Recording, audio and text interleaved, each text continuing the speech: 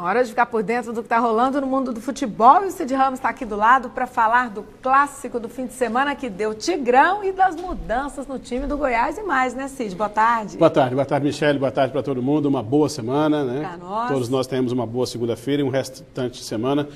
Olha, Michele, aconteceu o que era previsível, né? A gente, na semana passada, entrevistou aqui ao longo da semana, 3 ou 4 dias, muitos colegas da imprensa, sobre o que poderia acontecer, o que poderia ocorrer no jogo entre Goiás e Vila Nova, na situação que os dois se encontram no campeonato. O Vila lá na frente, até aquele dia com 9 pontos, o Goiás apenas com 1 em 3 jogos cada um, e todos eles deram favoritismo para o Vila Nova. Quem não deu favoritismo para o Vila Nova, pelo menos disse que o jogo não tinha favorito, mas não teve ninguém que desse favoritismo ao Goiás. Por quê? Porque futebol é uma coisa que às vezes apresenta alguns resultados que a gente não espera, mas na maioria das vezes a lógica acaba prevalecendo. Sempre quem está melhor naquele momento ganha o jogo. E foi o que aconteceu, que a gente viu nos quase 100 minutos de bola rolando. O Vila foi totalmente superior, foi um time muito melhor, muito mais organizado que o Goiás e venceu o jogo com todo o mérito por 3-1 e com um detalhe.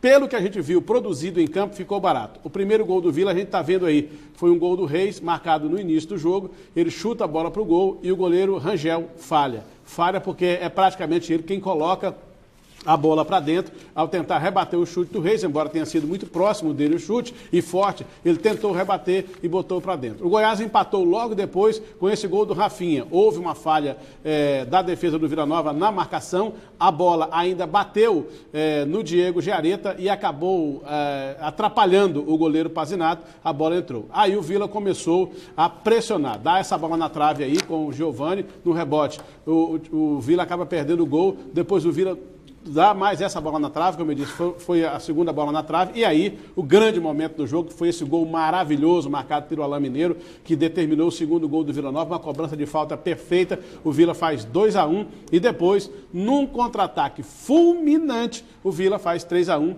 determina o placar, um placar justíssimo para um time que começa o campeonato dando sinais, como no ano passado, que pode brigar até no final por uma vaga para subir entre os 4. O Vila, Michele, só para você ter uma ideia, desde que esse Campeonato Brasileiro por pontos corridos foi instituído e que a Série B passou a ter uma importância muito grande, é a primeira vez que ele assume a liderança do campeonato e se mantém de uma rodada para outra na primeira colocação. Porque no ano passado, em algumas vezes, o Vila, durante uma rodada, ele foi em primeiro lugar. Mas quando jogava na sexta, quando era no sábado, alguém passava ele. É a primeira vez nesse tempo todo que o Vila Nova assume a liderança do campeonato. E com um detalhe, o Vila é líder isolado, foi a 12 pontos, está numa posição muito confortável. Agora, esse jogo teve desdobramentos, teve consequências no resultado, né, Michele? Coisa que a gente temia, inclusive, e que aconteceu isso falando fora da parte técnica do que a gente viu em campo com os torcedores. Né, é verdade. Foi muito lamentável. Mas o primeiro desdobramento foi aquele que a gente já tinha feito uma previsão aqui. Do técnico. Se o Goiás perdesse o jogo, o técnico Hélio dos Anjos não se manteria no cargo, ele seria demitido. E ontem,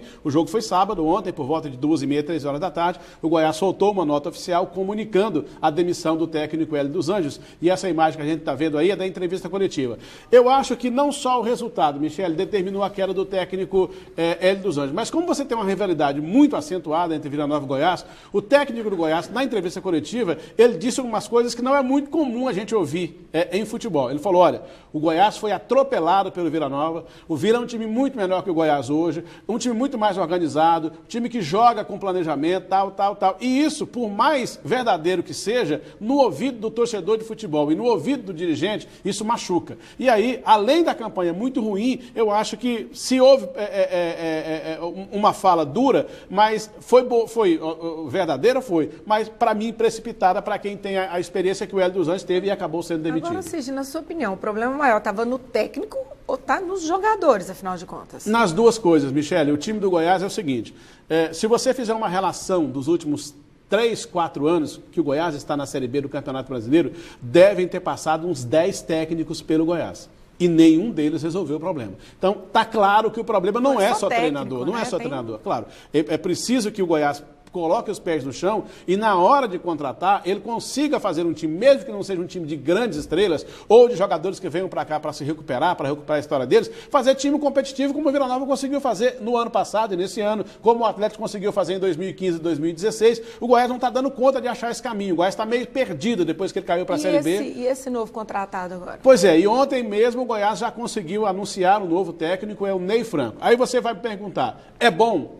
O Ney Franco é um técnico que já foi melhor do que é agora. Já dirigiu de grandes times, Flamengo, Cruzeiro, São Paulo, já teve campanhas boas no Curitiba, campanhas intermediárias. Agora, estava há algum tempo fora do mercado, inclusive fora do futebol brasileiro, mas eu vou reafirmar. Dentre as possibilidades de contratação do Goiás, uma era a melhor de todas, que era o Marcelo Oliveira, chegaram a falar que foi o técnico bicampeão brasileiro pelo Cruzeiro, que nesse momento está desempregado. Eu sabia que o Goiás não daria conta de contratá-lo, porque era um técnico que custa muito caro. Das opções possíveis, o Goiás, para mim, fez o melhor negócio. Trouxe um técnico que tem muito conhecimento de futebol, conhece bem a Série B e é competente. Vamos ver o resultado. Agora, eu vou repetir, reafirmar. O problema do Goiás não é só treinador. O problema do Goiás é também no campo. O time não é competitivo. Agora vamos falar de um outro problema que envolve o Goiás também, que está a torcida e esse comportamento.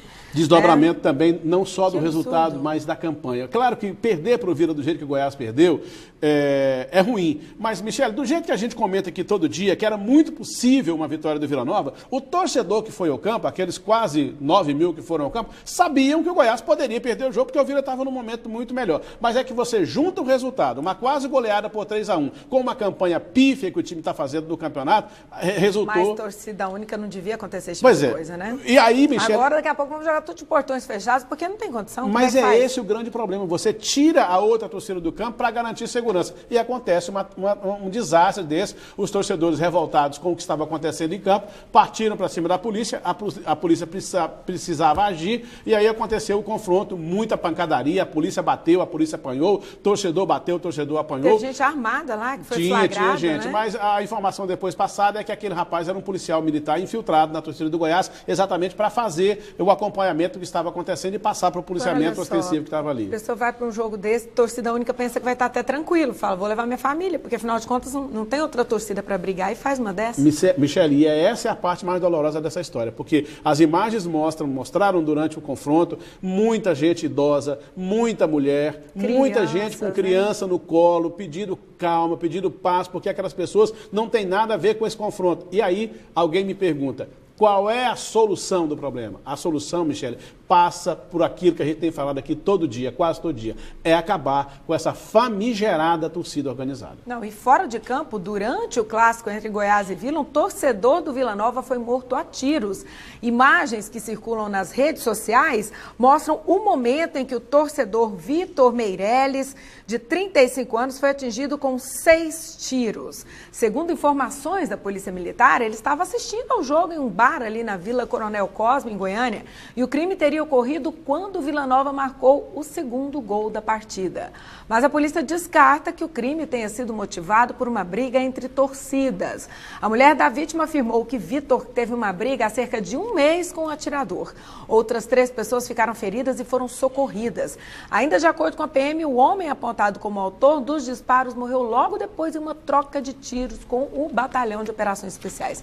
Agora, vê se tem cabimento uma coisa dessa. Lamentável, né? E aí a polícia esclarece muito bem que, embora não tenha tido relação com essas gangues que se chamam de torcedores, tenha sido uma outra rixa, acaba caindo na conta do futebol, Michele, porque estavam lá assistindo o jogo, 2 desafetos, o Vila fez um gol e, por coincidência, na hora, um torcia para o Goiás, outro torcia para o Vila, acabou que o rapaz foi lá, assassinou. O rapaz que morreu é esse aí que a gente está mostrando a imagem, o Vitor Meirelles Morales. Infelizmente, é mais um que perde a vida. Na verdade, foram 2, porque o outro também morreu em confronto com a polícia. Infelizmente, eu não sei quem é que vai dar jeito nisso. Vou dizer uma coisa aqui, ainda vai aparecer e nós vamos estar vivos para ver o homem que vai dar conta de resolver essa questão da violência que parte das arquibancadas e acaba se alastrando para fora dela. Para ser esporte, uma coisa bacana para você ver, e prejudica o time, né? O time já está ruim, faz uma situação dessa, termina de piorar a situação. E aí você toca num ponto fundamental. A torcida do Goiás não sabe o que está fazendo, porque você se lembra no ano passado, teve uma confusão dessa no jogo Vila Nova e Goiás, os 2 times foram punidos, mas o Goiás foi muito mais punido. O Goiás, me parece, levou 7 jogos jogando com portões fechados ou fora de Goiânia. O que aconteceu? Reitera no comportamento. O Goiás vai tomar um gancho grande. O Goiás vai tomar de 10 ou mais jogos com portões fechados ou jogando fora de Goiânia por culpa do comportamento da torcida dele. Agora vamos falar então do restante do brasileiro da Série A? Vamos. Muitos gols da Série A do Campeonato Brasileiro, uma rodada muito interessante, com muitos gols, muita goleada. Esse aí é o jogo de sábado, o Vasco da Gama ganhou de 4-1 do América de Belo Horizonte, começou perdendo com o gol do Rafael Moura de pênalti para o América, mas aí o Bruno, o Caio Monteiro, o Andrés Rios e o Kelvin marcaram os gols do Vasco da Gama. O Vasco dá uma respirada, porque vinha muito mal, foi desclassificado no meio de semana, tomou uma goleada pela Copa Libertadores, precisava de recuperação e conseguiu uma goleada. O segundo jogo que a gente vê aí é o jogo do São Paulo, que empata em 2-2 no Morumbi contra o Galo Mineiro, contra o Atlético Mineiro. O primeiro gol foi do Everton para o São Paulo, o Atlético Mineiro vai virar o jogo. O primeiro gol do Atlético Mineiro é marcado pelo Roger Guedes, está fazendo muito gol esse jogador, brilhou no Palmeiras, não conseguiu brilhar no Palmeiras, mas está muito bem. E aí o Ricardo Oliveira vai fazer o segundo gol, o gol da virada para a equipe do Atlético Mineiro, 2-1. Mas no finalzinho do jogo, o Diego Souza, jogador muito contestado lá no São Paulo, empatou 2 para o São Paulo, 2 para o Atlético Mineiro. Esse jogo foi ontem no Morumbi. Ontem pela manhã, olha que golaço marcou o Wesley para o Ceará, lá na Arena do Corinthians, fazendo 1-0 para o Ceará contra o Corinthians. Mas o zagueiro Henrique, de cabeça, empata o jogo. Corinthians 1, Ceará 1. O Corinthians empatou jogando em casa. E aí, o gol do Cruzeiro, marcado pelo Dedé contra o Botafogo no Mineirão. Gol de cabeça, há uma falha de marcação na defesa do Botafogo, o Cruzeiro venceu por 1-0. Esse jogo aí é de um dos destaques do campeonato. Palmeiras foi lá a Curitiba e ganhou de 3-1 da equipe do Atlético Paranaense. Tá com bem gols na fita, né? Muito. Marcos Rocha marcou, o William marcou e a gente já está vendo aí o terceiro gol marcado pelo Bruno Henrique. Depois, no finalzinho do jogo, o Pablo vai diminuir. Esse aí é o jogo do Vitória, que perde em casa para o Fluminense. O Neilton marcou um gol para a equipe do Vitória, mas o Fluminense fez 2. Esse aí é o gol do Pablo Diego e depois, esse é o gol do Neilton. Ele vai fazer. Esse é o jogo do Flamengo. Flamengo contra o Internacional, 2-0, Lucas Paquetá fez o primeiro gol e depois o Everton Ribeiro vai fazer o segundo gol do Flamengo. O Flamengo venceu por 2-0, o Flamengo é líder do Campeonato Brasileiro neste momento. O outro jogo aconteceu em Recife, vitória do Sport Recife 2-0, o Douglas Friedrich marcou contra o primeiro gol do Sport Recife e o Cláudio Vinck vai pegar de primeira fazendo um golaço, 2-0 para o Bahia. E aí, Michele, o grande destaque da rodada e o grande time do futebol brasileiro nesse momento, o Grêmio de Futebol Porto Alegrense. Meteu uma goleada de 5-1 e não foi em qualquer um não, foi no Santos. Com 2 gols do Maicon, está jogando um grande futebol, um futebol envolvente, um futebol muito bonito, a equipe do Grêmio vencendo por 5-1. Esse gol aí é o gol marcado pelo André, depois vai ter mais um gol do Everton e por último a goleada é fechada pelo Everton, uma goleada incontestável e um time que está jogando um futebol assim muito acima da média. Hoje a gente tem segurança para dizer, os 2 melhores times do Brasil são indiscutivelmente Grêmio e Palmeiras, inclusive nessa ordem. O Grêmio em primeiro lugar na minha avaliação e o Palmeiras em segundo. Só falar rapidinho aqui que o Flamengo é líder com 10 pontos, o Palmeiras é vice-líder com 8, Corinthians 7, Vasco 7, Grêmio 7, Atlético Mineiro 7, Fluminense 7, Sport Recife 7. Essa é a turma aqui 7... dos 10 primeiros aqui, quase todo mundo com 7. E no rebaixamento, Chapecoense e Ceará com 2, Vitória com 1 e o Paraná que ainda não pontuou. Agora, Cid, eu estou começando a achar que o cheirinho de Copa está ficando mais forte, hein? Está ficando mais forte, cada vez mais próximo, né? Hoje a gente tem outra equipe, outra seleção? Vamos conhecer mais uma seleção aí que vai ser destacada pela Graça Torres no TBC na Copa.